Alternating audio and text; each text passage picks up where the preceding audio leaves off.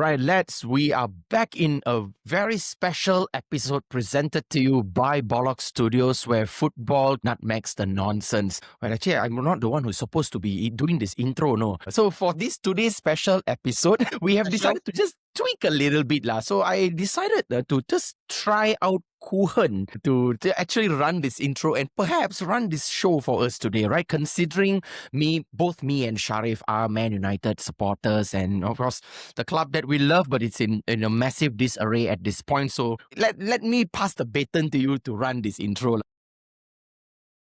All right. So, good evening, lads and lasses, wherever you are. Today is the Amorim special. We're going to talk about the sacking and what it means to Manchester United and their fans. Of course, we have heard a lot the last few days since the sacking. We hear who's the next manager, why he got sacked, his interview and everything. And we don't want to bore you with all those because you can easily get that. Instead, we're going to dwell into what does it feel to be an MU fan? How did the board of Manchester United went from Ten Hag to Ruben Amorim, and what they're going to go next, and how are they thinking actually, and what are they thinking? Of course, this is a fan theory. We don't have phones which can tap what they're saying and doing on day-to-day basis. We don't want to hear that as well, but at the same time, we want to speculate with the best of educated guests we can make on what is the thinking going on. And fans generally have a good idea of what is going on. And also we know in this day and age in football, what the fans say matter. And most importantly, what Gary Neville says matter. Has an impact, right? All right, man, not bad. All right. Okay. So, so let me start with the first question. Before all these managers and saga and all these things, so what is Manchester United? We know they are institution, they are winning institution. They are a group of champions, serial champions. They have a winning ecosystem. We know that all until 2013. So my question to you is that from 2013 onwards, it's going to be like almost 13 years. How do you guys feel about the club now, actually? Because it's definitely not great in terms of the records, but how do you feel about the club and what is it doing right now? So I would like to start with Abang Shariff first. No, let's start with positive first, lah. So Matt. Okay, let's start with the positive first. Yeah, I'm the Mr. Positive lah. Okay, so I mean, look, great question there, Kuhan. So look, it's a club that anyone and everyone has. Of course, for fans, it's a club that they adore, they love. It's a club that they have supported for the longest years. They are considering, how it has been built from, I don't want to sound like a historian, yeah, but look, fans have always been so used to, I'm using a more simpler word, right? We've been so used to how they have built, becoming champions and winning games in and week in, week out. And of course, not just touching on games. Of course, if you ask me, in the name of its culture, if I'm talking about leadership, the way the club has been run overall, and of course, that also, I would instill the level of patience that was also given, right, from the board to the manager in Sir Alex Ferguson. I mean, he was Alex Ferguson at that time. So of course, that was how it was, right? And that's why the club means a lot to fans, even to, for obviously it does mean otherwise to rival fans as well. We all have shared equally. It's a club that, of course, it's a club that they hate as well, is because they've been so successful, right? So hence why the fan base is huge, right? It's mega, right? If I'm being honest, until post Sir Alex Ferguson, where a lot of, decisions from a variety of levels have been questioned, been scrutinized, let alone being, I'm not sure if I dare say, being left in the dark. But nevertheless, I still feel it's a club that we support, we love, but it's just sadly still being scrutinized by, of course, fans. But it's a club that with the largest fans across the world. Sharif, you can echo that with me as well, right? It's one of the biggest fan base, right? And it's how it's been run post Sir Alex, which is where there are, if I were to summarize all of it, there are glimpse and moments where, we are almost there, and then we tend to fall back, and then the merry-go-rounds and all that stuff, which we will be delving into that as well. So that's just my that's what I feel about Man United as a club that I love, the club that I support. But again, how it is being run at the moment, it's pretty questionable, if I dare say. All right. Well, that's a fairly positive and a tinge of I would like to think. a tinge of negativity involved. But before we go to the negative part, I have a question to Sharif. Basically, do you think Sir Alex Ferguson dominance, was it a blessing or is it now a delayed curse? Because it's almost impossible to replace a manager like that. You don't have that kind of style of, the word manager is very critical to understand for our viewers, just for the educational purpose of the podcast. In the older times, during 90s and early 2000, a manager controls a lot of aspect of the club. They control the transfer activities, they control how the club runs to a certain extent, not only the tactics and the trainings and everything. The director of football is a very European concept. The moment a director of football concept entered into the Premier League, that's when we have the concept of head coach. That means they only handle the training, the tactics, and how the team play. So there is a big difference here, and this context becomes very important in the discussion, especially with Amorim because of his interview. So now, Sharif, the question is: was Sir Alex Ferguson dominance a blessing or a delayed curse, which cannot be? I mean, you cannot rectify it. Go for it. I think that's a very, very good question, right? And it's also an eye-opening to the fans as well, right? Because Mhm. first of all, for me, Sir Alex is definitely a blessing to Man United. If you ask, right, it's a blessing. I mean, for a manager, you just said just now, right? For one person to direct a whole football club from top to bottom, the youth system, how the You youth set out. You recruitment has to go, how they train, nutrition. I mean, I do not know. Maybe I watched certain interviews where Sir Alex did also explain the nutrition when they play the 12 o'clock game as well, fish and chips and something else. So it goes too detailed. It's not only just football. Sir Alex did. So for me, it's definitely a blessing. He's there. He's there because he's the most successful manager in Premier League, won almost 27 titles in there, 13 Premier League titles, dominant with almost how many eras? In the 90s, and then Jose Mourinho came in. At the moment, the manager that can maybe at least try to catch him or maybe try to be as close to possible. It looks like Pep Guardiola, right? But it's also looking kind of a little bit Ferguson. of a bump as well, right?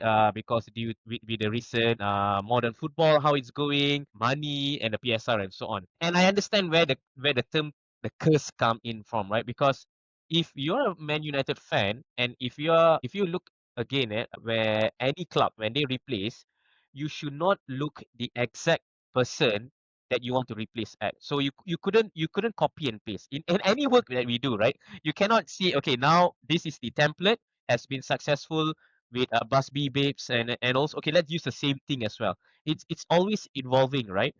And Mhm. the way that Sir Matt Busby handled the Manchester United during the 50s and 60s is totally different how Sir Alex did as well, right? Yeah. So and we did not went to find a manager like Sir Matt Busby, but we want a manager that can do at least what Sir Matt Busby does there, right? So I think it's a very fine line where when we say that, oh, let's look for the next Alex Ferguson. I think that's very wrong. What we need to look at is that we need to look the next manager that can bring success as close as Sir Alex. So the standard is Mhm. very high, definitely. So to answer your question back again, I think it's a blessing and I don't think it's a curse because if it's a curse, if you are looking for the same Sir Alex.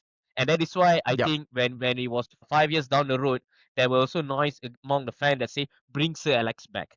And this is also maybe one of the point as well why I will say almost 90% of the fan base jumped when Ole was brought in as well. And again, it's repeating again. It's because we always want to have the same replications of Sir Alex. Mhm. And I really believe that we have to move on. And again, and just to touch back on your first question, Man United is for me, it's not a football club. I really agree. I agree with you. It's an institution, right? Where not Mhm. only we direct how the football needs to be played, but young talents. That's always in our DNA, right? And it is Mhm. always attack. and I got to take time again a little bit. I remember there's one interview that Gary Neville, because he was speaking about Gary Neville, right? And it's a latest interview. It's a Okay. latest interview, and it's really sentimental. And when I watch it, it's a short, like a reel, right?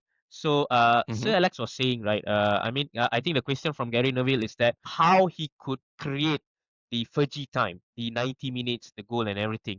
And this was his answer, right? He say because it was risk. He Mm-hmm. mentioned that when it was 1-0 down, right, he always takes the risk. There's no point of passing the ball, left and right. It's always bringing more people in the box. And Yep. one thing what will happen is that the opponent will react to. And he agrees, right? That when you play those type of risk, there is also a risk where when people counter back and then you lost the game at all. Yep. And he And do that has happened. what yes, and he happened and he referred back to where I think with Newcastle, Jason Kuhan. So with Newcastle, where Ole was the last man running, he was not the last man, but he was chasing, He was and then using, he yeah. he tackled, Yep. and then he got the Got red red card, card. right? Yeah, I Yep. remember So that. yes, yeah. So Alex said that is always a risk, but the value that it creates, right? So for me, that's Man United. We always go for the win, right? We always go for the win. We always leave the football at the pitch. We always and yes, and he also mentioned, you were there. How was the dressing room? And he was mentioned the Oh dressing yes, room, the yes. fans, Yes. and the dressing room, the fans, and he knows that some fans came to him and say they are excited to go back to tell to their wives, to tell to their friends in the Mm. pubs what had happened in Old Trafford. So now to answer back from 2013, do you? I have not been to Old Trafford yet, and that it's still my dream Yes. before they shift to the new stadium. But I don't think that the value is still there. I don't believe. I want to hear, is there still value? And there's still and I see now there are reels coming up, where people spend almost 10,000 or 15,000 ringgit to go to Old Trafford and only lost to Everton 1-0. Yep. Yep. I'm sorry, it's a joke, right? It's no more that value that Sir Alex says about, right? There's no value that Sir Matt Busby does. I mean, how could you build a team that has been killed in a plane air Yes, crash, that's right? true. And could Mm-hmm. come back, right? So these are all values, sentiments, Mm-hmm. and the DNA of football that always leave the football at the pitch. Whenever any Man United players from the Mm-hmm. successful from Matt Busby to Alex Ferguson, Mm-hmm. right? They always leave. They always could say that I did more than 100% in the football. There's nothing more that I can do, but I could not say it right now to the current Man United players, to the current regime, to the current ownership, and the current. Mm-hmm. So I want to follow up with that question. So there is one side of the argument which says that during Sir Alex Ferguson's time, they missed out a certain part of the growth, not the growth, the evolution of football, you would call, with the sporting directors and all these things. These things came quite late actually for Manchester Mm-hmm. United. Though they were doing things well, the European model was taking over at that time. Because we have to understand, during Fergie's time, the Premier League were not producing a lot of Champions League winners, no European winners at that time. So, of course, Man U and Liverpool way before, it was MU which started winning the first Champions League in 99. I can't Mm-hmm. remember when is the last time another English team won the Champions League before 99. But I can surely remember after, which I think was Chelsea, if I'm not mistaken. Mm-hmm. So only now we see that there's a lot of City won, Liverpool won. I think MU won it again, and then there is Chelsea winning again. So there's a lot of teams which has won the Champions League. So my point is that what we're trying to say is that during that time, that's when the new system of having a sporting director, technical director, goalkeeper director, banyak director lah. All these people all are coming in, which Mm-hmm. that's model being this game. So there is a possibility that you missed that boat, so they didn't catch up with that with Sir Alex Ferguson. Dam. Mm-hmm. You cannot manage a club at that level now. You cannot, Sir Alex Ferguson was treating his, all the class of 92 like small boys. He was an authoritarian. It worked. Success shown it worked, but you cannot do that in this current generation of footballers. On the other hand, that cannot be an excuse because the big clubs of Real Madrid, your Barcelonas, and your Bayern Munich, to name a few, actually, they have continued success and legacies. Mm-hmm. Yep. So I want to ask both of you all, which side are you on actually? So do you think that MU can follow the European model, which with the sporting directors and all the board members, which Shariff seems to, I mean, not only Shariff, we all don't like board members and so, but on the other hand, we also have the models which has been working for so long for these clubs. So which side are you on actually now? So think hard, huh? In the name, well, of course, in the name of adaptation, right? Adapting to how, the Premier League has, okay, not just the Premier League. Probably, look, it's just my 2 cents on this, right? Like you were mentioning, like as you quoted, all these big giants, all the European giants, or the Bayern Munichs and the Real Madrids and all this have adapted and adopted into that sort of structure, with having every, a technical director, probably a sporting director. This is, in every department got one, like you're saying, all kiri kanan, directors and all that, right? So in the name of adopting that and adapting, I think I'm okay with that. But at the end of the day, for me, it's about the individuals, respectively, who are taking care of each of these departments. Who are they? What are they? Where did they come from? Who were they involved in coaching and guiding, and talents that they are raised, that they have, developed? And it's basically their background, right? So the question still remains. From the time post Sir Alex until now, whoever who was in office in that particular departments, are they really questionable?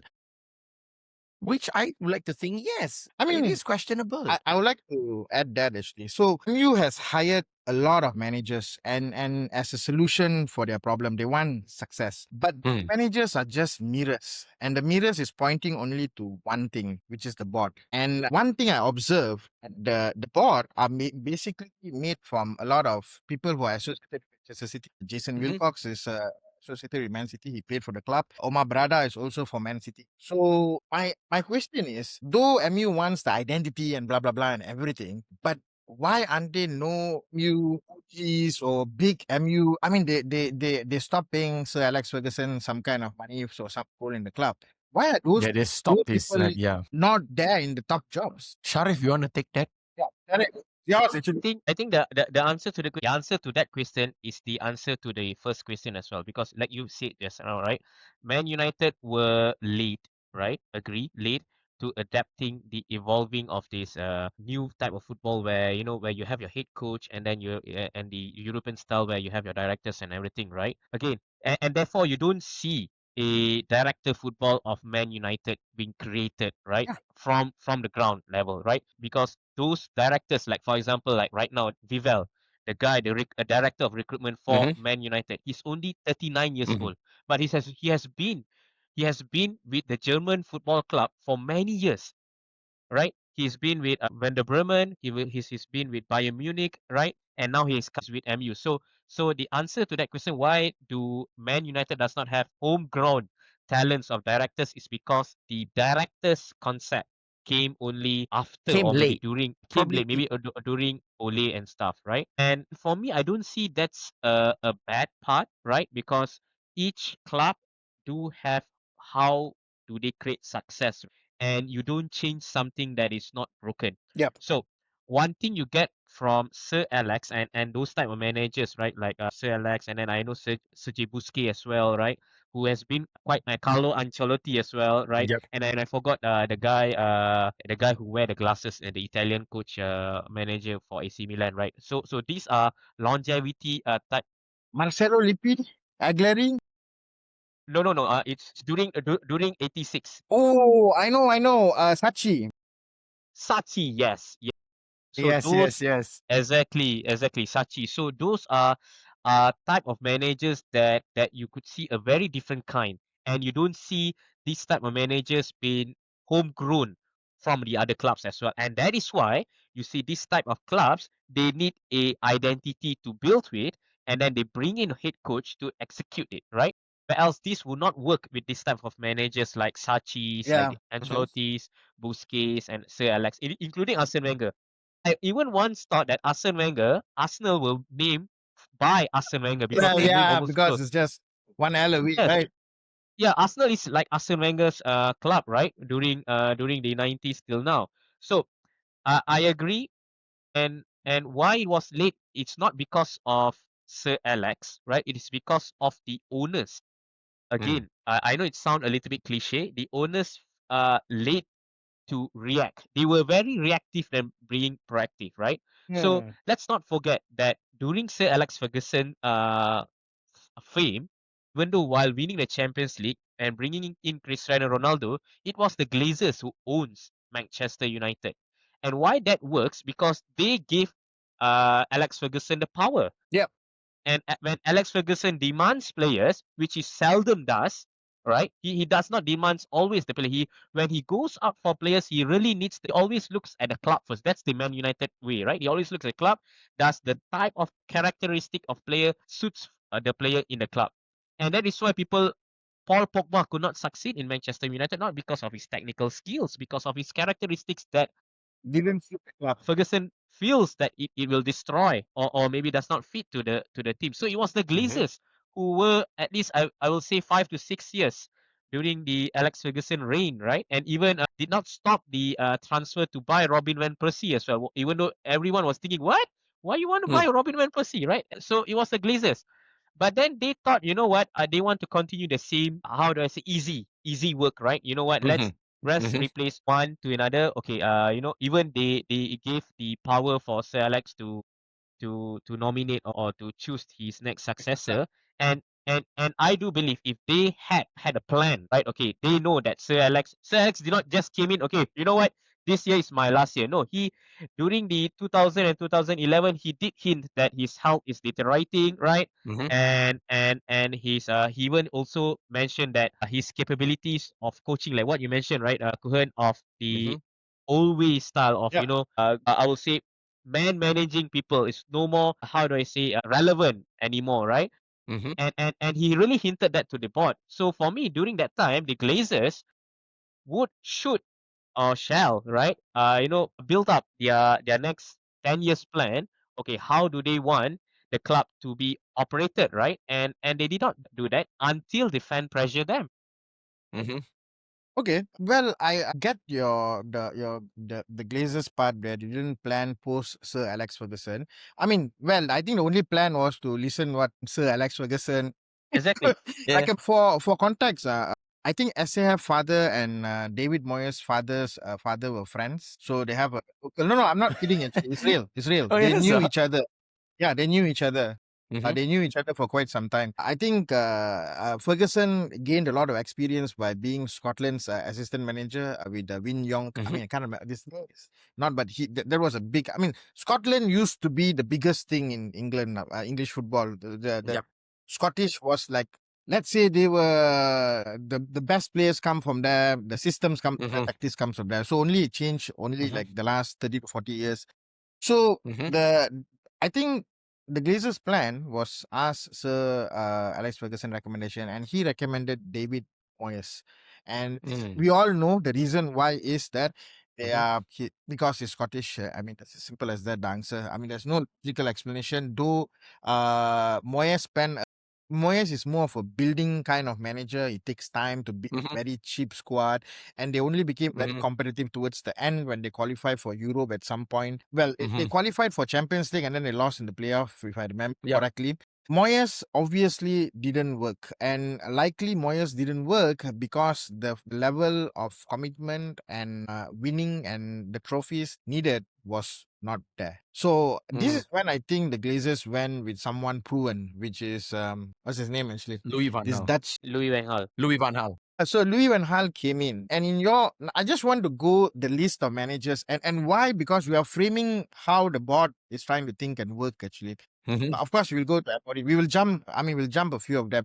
So Louis van Gaal, he somewhat like Amorim also bought very good players. I mean, not like Amorim buying very good players. He had the luxury of buying world class players, proven players, and he also played in a certain system. I think it was 3-5-2, if I'm not mistaken.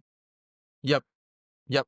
Yep. So at that time, it also failed.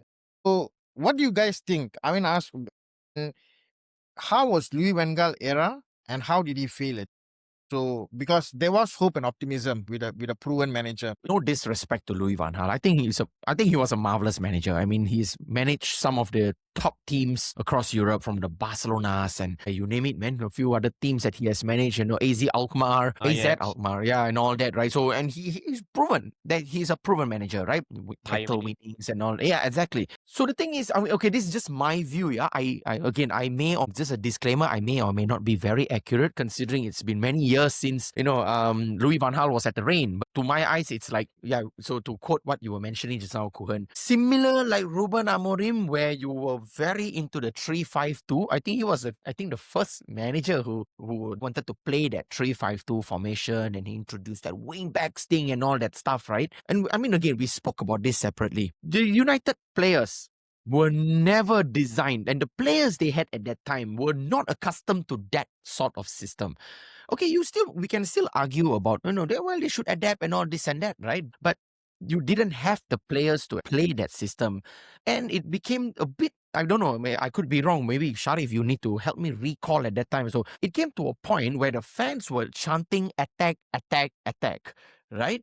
Because it became too late. It became too, I want to say defensive also cannot. I want to say they are overly attacking. They were not. He did win FA Cup. So that was how, I mean, yes, in 2 seasons he won the FA Cup, right? Beating I think they beat Crystal Palace. They beat Alan Pardew's Palace at that time, right? Jesse Lingard gets the winning goal, right? So, but yeah, right. So right after that, that's when the media sacked him. So that's, I think, was quoted. The media got him sacked. So when he was about to get into his press conference was when he did reveal that his wife is the one who said that, hey, the news is out that you're sacked. Even he didn't know. So, but again, right? So yes, and not, I mean, let alone the amount of spending on players. I don't think he bought bad players, right? But it's just that, it's to play the system he wanted, which I felt maybe they were not accustomed to it, right?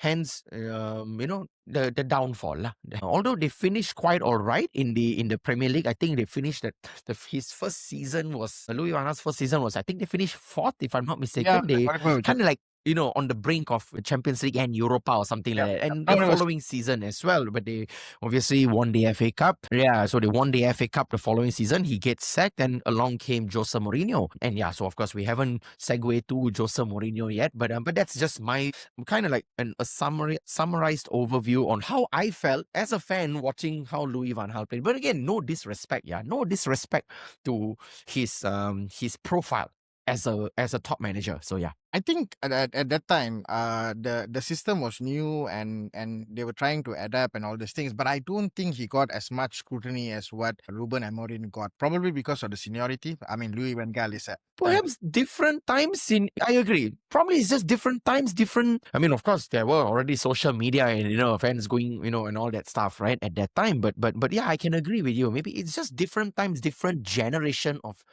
players. Maybe that, right? So, but if you do that same thing back then, now it's a whole different story, lah. So yeah. Okay, so I want to jump, like, okay, the reason why I start with Van Gaal, because Van Gaal brought in a new system, and there was managers these are elite managers. Then MU went again. I mean, I'm skipping the interims and everything. Then they went with Jose Mourinho. Mourinho knew he was going to go to MU already in Real Madrid. He was happy and all these things. So it was amazing. I was so happy to see back, not necessarily the MU colors, not necessarily in any colors. It's good to see Jose Mourinho back in the Premier League. And then Jose Mourinho got sacked. We then went into the old Only the old boys club lah, or the old guys key club lah. Okay, so Ole Gunnar Solskjaer was amazing in my opinion. So you see, from transition from top-notch manager to hiring someone of your own, and then from Ole Gunnar Solskjaer, I think we jumped to Erik Ten Hag. So Erik Ten Hag is representing the new breed of European managers, which is coming with some sort of identity actually. And at that time, Mhm. where identity football, wow, identity football. It's a new word, man. It used to be identity politics, now identity football. So the managers who bring the identity to the team playing in a certain level is a thing now. I mean, like we always talk, we like the identity. Fans demand the identity. We want to see it. So MU later after Ten Hag, they went and hired Ruben Amorim. I don't think they hired Amorim. They hired the identity. They hired the idea. So the Mhm. reason why I'm asking this is that I want a recap of, we have talked about this before in very patchy ways, and I know Sharif have a depth of Mhm. knowledge on how this decision was made from the board, where Mhm. chaos came in and how this thing happens and everything. So I want the narrative to be played here actually, because we have to hear it once more. We have done this before a long Mhm. time ago, but it's more relevant now to hear it again, especially we're going to the sacking soon, to talk about the sacking. Yeah. So I think first where I would start is I think one thing that I do see that perhaps fan may forget or maybe may not be aware of is that Or forgotten. yeah, or forgotten, yeah.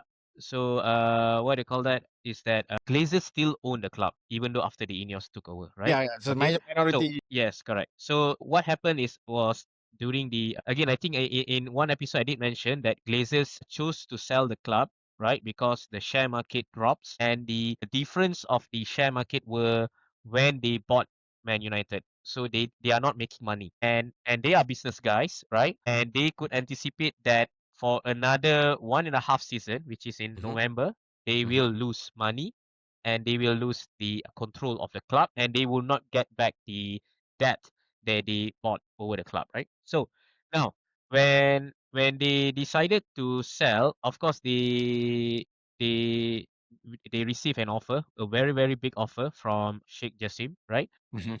From the Qatari owner group, right? Sheikh Jassim, if you guys want to know, he's also part of the PSG's footballing and also the Bean Sports. So he's part of all the companies, right? So basically to say that he has no problem with money, right? Okay, but his group wants 100% ownership, Mm. right? And that kind of put the Glazers into a thinking mode, right? Mhm. They during that time, right? I think Man United were valued at 2.6 billion, Wow. right? Mhm. And 2.6 billion. It is one of the highest. In fact, right now, last year, last 2025 for Beast, and I'm not speaking from a fan's point of view, right? This is Mhm. you guys could fact check me in Google anytime, right? So it's from the Forbes top 50 sports club, sports not sports clubs, sports activities or sports racing clubs and everything. So you have 1 until 18 of all the NFL football, and then you have Real Madrid, and then Man United, and then you have all those another footballing club, and then you have Ferrari, Mhm. and number Mhm. 49, then you have Liverpool. So it shows that And this is on Forbes, you know. Yeah, This is on yeah. Forbes, It's you the know. Forbes most valued yes, sport.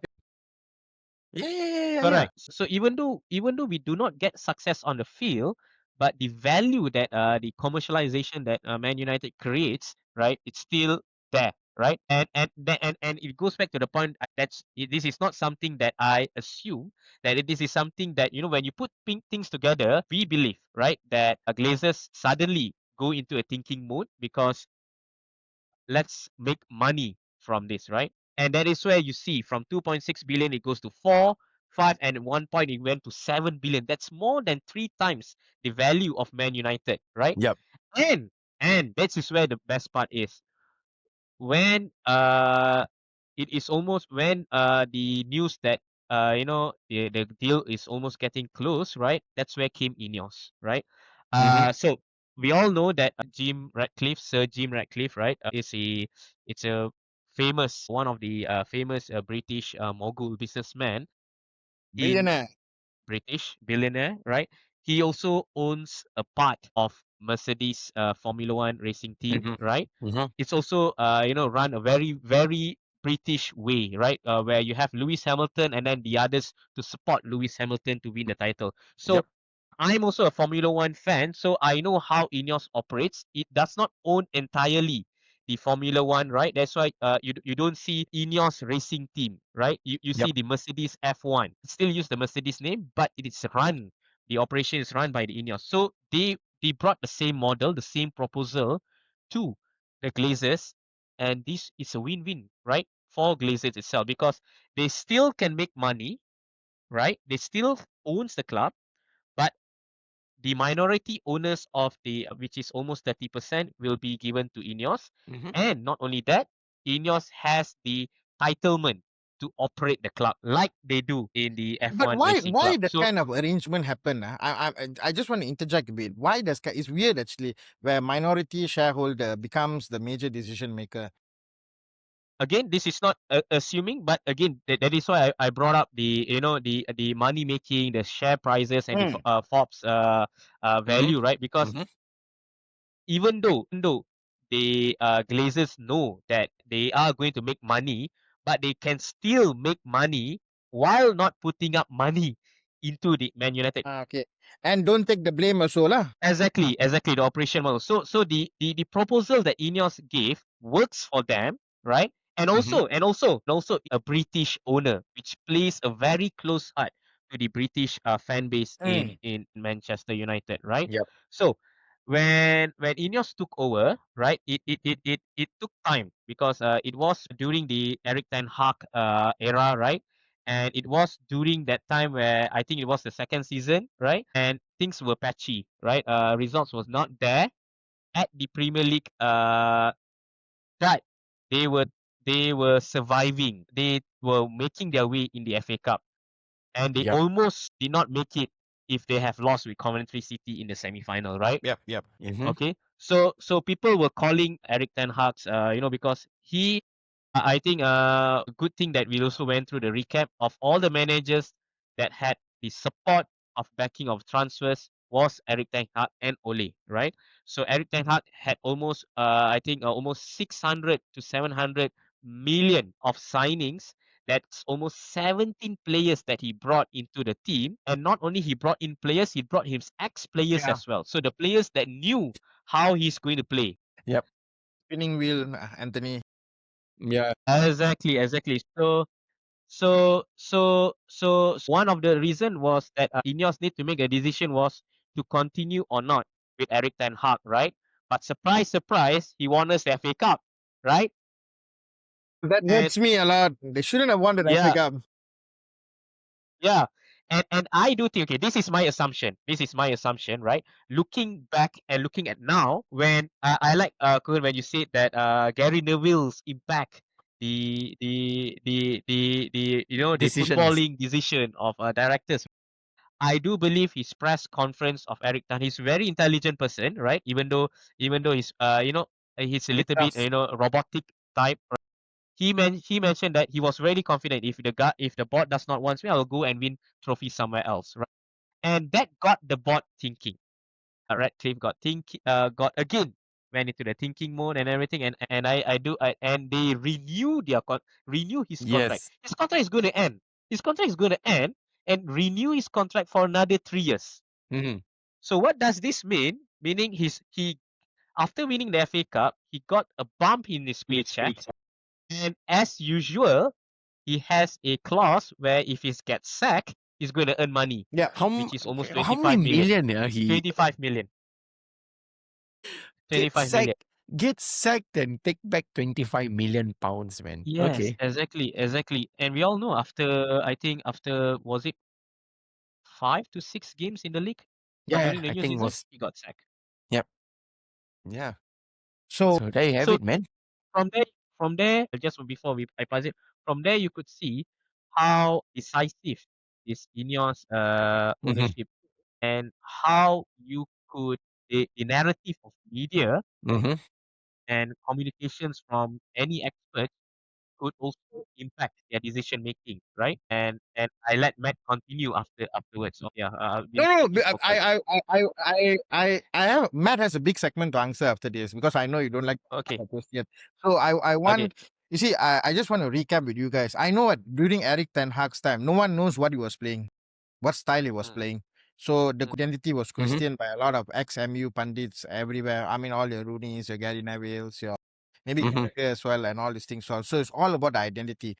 So the question is now, this is coming with the hiring of Dan Ashworth, a former Newcastle Mm-hmm. sporting director. How Mm-hmm. did this decision go to Amorim actually? And it becomes very crucial right now because we want to know how the decision was made. And this one, I think you have mentioned in a few episodes, a few times actually. And I want the story to continue here. I know it's not going to be, it's not Shariff's podcast on the history of everything, but you Yeah, are yeah. I want to write that no, as but well, right?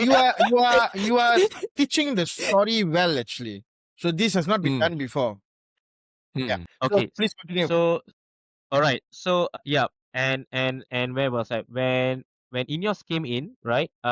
They okay. One thing I will say, I will give a benefit of doubt of Ineos is that they know that they need a footballing director, someone who knows football, Mhm. and that is why they went for the very best in the again in the British zone, right?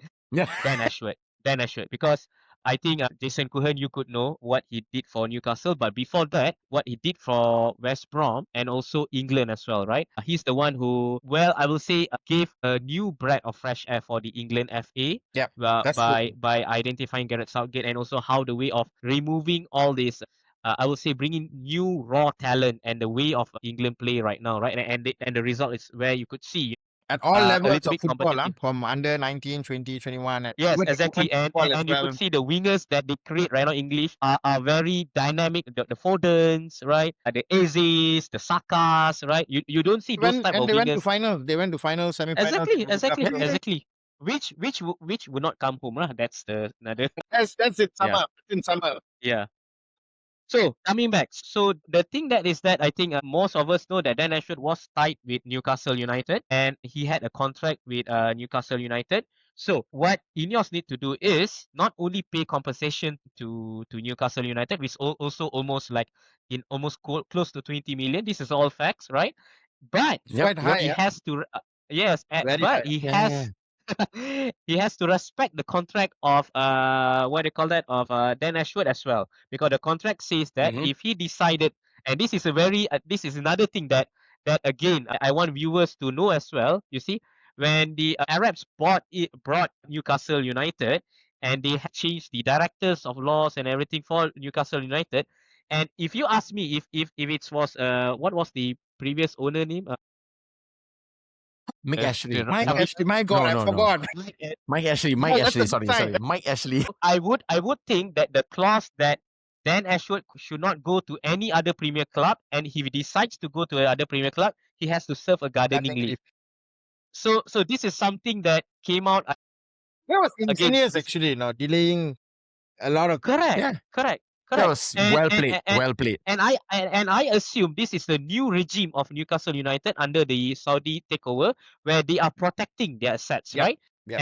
And they know either they will need to fight for big name players, and also they have to protect their players as well, and also their staff as well, because they are getting good stuff, right? So Ineos needs to pay the compensation, and then they need to wait for Dan Ashworth for almost 1.5 years. So meaning when Ineos took over, they triggered the gardening Mm-hmm. leave, right? Mm-hmm.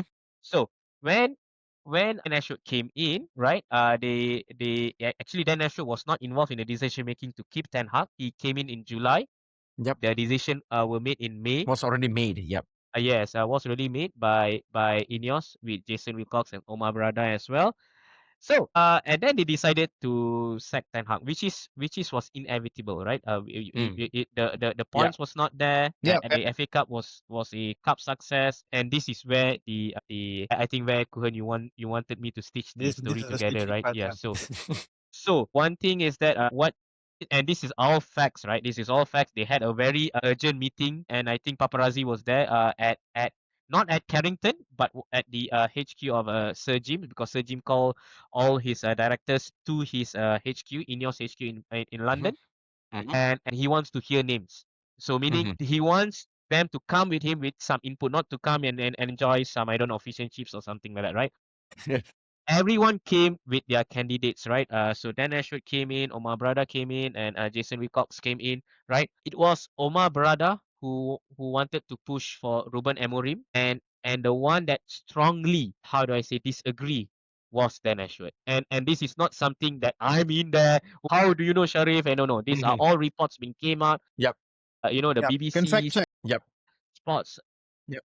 What is his name? Sam Stone and then Athletics. David Ornstein and all those all those insiders. Yes. So it got Sir Jim irritated because he was just disagreeing to the candidates that Omar and Jason were giving out, right? And when he was asked who would you like to suggest, he only could come up two names, which was Gareth Right. Southgate and Eddie Howe. Those people that he has worked with, right? Yeah. So that did not Some sort of a bias in a way, right?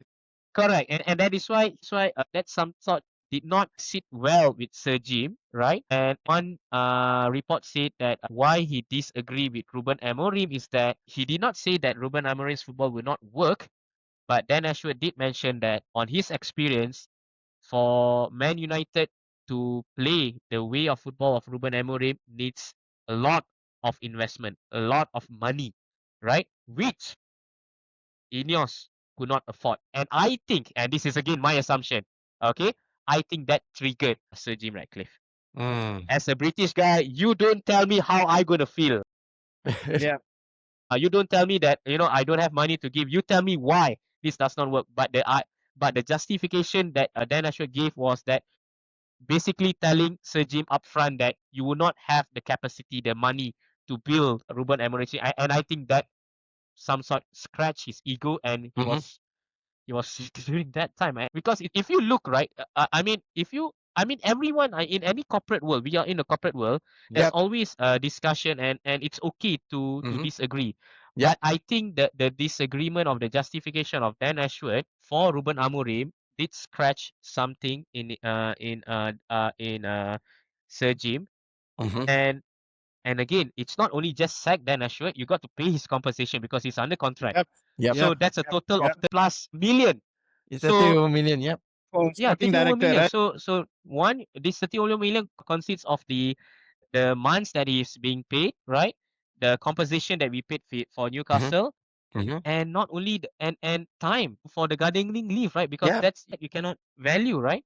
So that is the cost for being Ruben Amorim. And I want to end before I pass to you, Kuhan. And the cost to bring Ruben Amorim plus the compensation that they need to pay to Sporting Lisbon.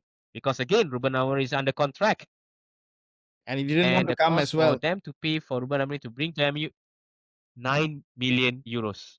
So to bring in Ruben Amorim is not only the sacking of Dan Ashworth, the money involved to pay all these penalties, the time took for them to wait for Dan Ashworth, they only to sack Dan Ashworth after a couple of months, right? And the reason, and I think this can be considered again. The reason is not of his performance, guys. Dan Ashworth did not said that okay, now do this guy or buy anyone, and then say for example suddenly he suggests a player and the player does not perform. I understand that, okay, meaning he was being sacked because someone was feeling hurt, right? Yep. Someone in Ineos was feeling hurt, was feeling challenged. Egos were challenged, so. And this sounds similar, right? And I want to hear the viewers as well. This sounds similar as well, right? And they don't care. They don't care. They and it was like a it was like a knee jerk reaction because suddenly you got to pay the compensation, and then to get in manager in mid season, which is cost another 9 million as well. And now, knowing of all what happened, of all what I've been saying just now, to only sack Ruben Amorim after 14 months, it shows how incompetent Ineos is. And I will stop with this. I don't know how any United fans that are associated or any personnel that are associated with United could trust Ineos anymore. Yes, true. All right. I Okay. I hope I didn't miss out anything. Oh, no, fine. Perfect. Fine. All right. Sharif, this part has to be recorded for historical reasons. I'm not joking. With the highest of regards, this is amazing. Put it bluntly, MU don't have top management which is competent, and they are also susceptible to listening to their old players and their pundits and all these things. So they don't have the stand. Jeez. The OGs lah, the OGs lah. So the old gentlemen in the form of Gary Neville's and Roy Keane's, and I mean there are suggestions that Roy Keane should be replacing Ruben Amorim, which is crazy. I don't know where they're getting it from. Yeah. And the thing is that All schools. the price of success these people had doesn't mean that they can actually tell what you should do now actually. So it's like we are living in a world with AI and high connectivity. You cannot ask someone who's like being in a similar working condition, I mean working place like us, to do the job the same way. It's stupid. Yep. But the Yep. MU board, they still are listening to it. So their decision, as we know now, I think most people already know, they want to get an interim manager before they can properly hire someone for next season. So again, Yep. I think MU season is gone, because I mean, none of the fans will wake up late to watch the games anymore in excitement unless something big happens. We'll wait to that. So you see, my final question, and I want to ask Matthew this because I know your answer, Sharif. You don't care, so you know where I'm going with this. Understand. So Go ahead. if Amorim, a modern manager, young manager, he was brilliant in spotting, he couldn't survive here, who actually can? I mean, like, I know that Ineos should be there. Let's give them some chance to make it up. So who do you think, or what type of manager do you think? A type means like, what do you imagine this person to be, that you think can bring MU? I don't want to use success as a term because it's too high of a burden now. Who can make MU a serious club again? Well, this is. I was about to say that as well. Like similar to that. Not that bad lah, puppet throws. But here's the thing, right? In my eyes, I feel United, you want to include the board, whatever and all that, right? Is where, I mean, look, Shari, very good points you've covered there and all that. For me to sum, or perhaps sum that, a few of connecting some of it as well, right? This is the part where I feel United has gotten confused between long-term rebuild and short-term results. Right? It's a confusion between these two, right? Okay, I will touch a bit of Ruben Amorim. Who do I think, of course, I'm going to say I don't care, but That's not your you all are not going to. But again, so you see, it's like regardless of the fiasco between the board with not Jason Wilcox, Dan Ashworth, right? You already know that what you are signing in Ruben Amorim, right? For whatever his successes that he has achieved and the things that he has done, not just in sporting, yeah. Sharif, you and I separately over dinner many months ago, we were talking about this on Ruben Amorim's background, on the things that he did for certain clubs, and in the short term, how it was overturned and it was a success, right? And of course, he did in Sporting goes down the history books, lah. Now bring that to United. Was it going to work? Again, I still go by defending that, yeah, he still needs time. If you really want to rebuild a club, you must give the manager time. You can't give him 14 months and then at the end of the day, you just sack the guy. Why? Because ego got tested. 2 days, a day or two ago, before the Leeds, the Man United press conference, the aura was already different, right? If you have watched the press conference, you can tell the aura was different. So according to reports, and this is not me just assuming, these are reports that it's all out there, right? The board meeting where I would like to think Gary Neville's name was brought up. So I think, or perhaps he was questioned on his tactics, which of course we can go, we will need another probably 30 more minutes for that, right? So we're not going to talk about his tactics because the tactics are very obvious, how and what and the things that that Ruben Amorim has brought to Man United, right? It's very similar to what Louis van Gaal is, what we were talking about earlier. But anyway, you go through that, okay, where egos are being tested. You start defending yourself. I would like to think big arguments that have taken place. And these are reports all out there. Yeah, big arguments. Whether true or not, we don't know. But there was already people talking about it out there. Game as an argument, that using the back as an argument. Exactly. And then and of course when came, and that time apparently the decision was already made. Right? And these are also reports out there. The decision was already made right after that board meeting and post the pre-match conference for Leeds and United and Man You already United. knew. Apparently, the decision was already made, and I think Ruben Amorim already knew. Hence, he only packed one box and he left off after, when it was announced of his sacking, right? He just packed everything in one box and he just left. So anyway, kudos to him, lah. So but again, you want to rebuild. When you want to rebuild, you gotta give the manager time. Yes, short term. Okay, lah. Look, not because of being a fan favorite lah. I'm only going to talk about the first 11 games when Ole Gunnar Solskjaer took charge as a caretaker manager in his first stint, where a great glimpse of this is how United used to play and where did all this football go to and all that. Again lah, lifted the bums off the United fan seats lah for a short time, right? And of course, Shariff and I can agree. The moment he was offered the permanent role, that's when you see all the issues start rising and all that stuff, right? And of course, the rest was history for Ole. So short term, I'm fine with going with this approach of caretaking. Bring either Ole or Michael Carrick. And of course, with Darren Fletcher, whoever, everything, Johnny Evans or whatever, All right? OGs. I'm fine with still going with the OGs, right? It's fine to go with the OGs and all these club legends, okay? But in a long term, gauging how Ineos is, they are not going to go with a world-class manager. No, they can't. They are not going to go like the Don Carlos. They are not going to go with the, all these big names. They are not going to go there. But I have one name in mind, lah. I mean, you can love me or hate me for saying it.